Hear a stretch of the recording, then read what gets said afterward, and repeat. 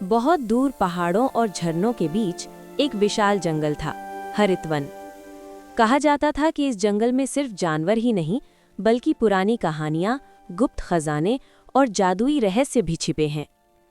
इसी जंगल में रहता था एक विशाल, बुद्धिमान और दयालु हाथी, मोती। वो जंगल का सबसे ताकतवर जानवर था, लेकिन उसके दिल में घमंड नहीं, सिर्फ करुणा थी।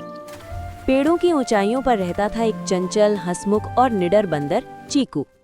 वो तेज, चालाक और थोड़ा शरारती था। दोनों एक दूसरे से बिल्कुल अलग थे और शायद इसलिए अभी तक दोस्त नहीं बने थे।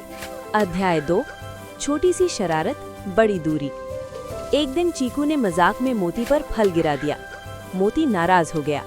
मजाक की भी सीमा होती है, उसने कहा। चीकू को लगा, इतनी सी बात पर गुस्सा।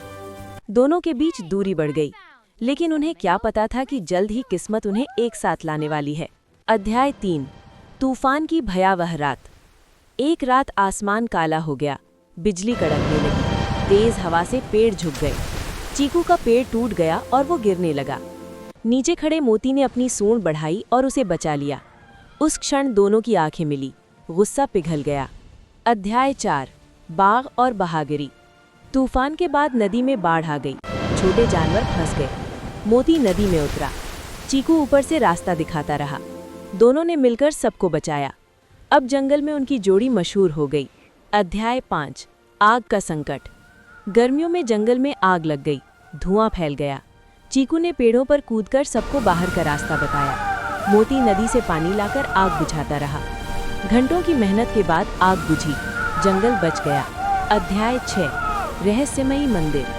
एक दिन चीकू ने पहाड़ी के पीछे एक पुराना टूटा हुआ मंदिर देखा। मोती, चलो देखते हैं। दोनों अंदर गए। वहां एक पत्थर पर लिखा था, जंगल की असली ताकत दोस्ती में है। उसी समय जमीन हिलने लगी, मंदिर के नीचे एक गुफा खुल गई। अध्याय 7, छिपा हुआ खजाना। गुफा में एक चमकता हुआ पत्थर था, एक तमणी। कहा जाता था कि ये पत्थर जंगल की रक्षा करता है, लेकिन अचानक कुछ बाहरी शिकारी जंगल में घुस आए। वे उसी मणि को चुराना चाहते थे। अध्याय 8, सबसे बड़ी परीक्षा। शिकारियों ने जाल बिछाया।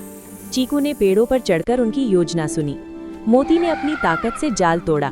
दोनों ने मिलकर शिकारियों को डराकर भगा दिया।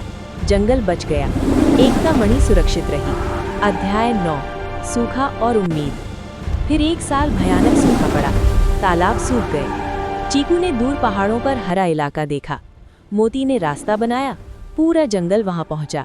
अध्याय 10, सच्चाई की रात। एक रात चांदनी में दोनों बैठे थे। चीकू बोला, अगर तुम नहीं होते तो।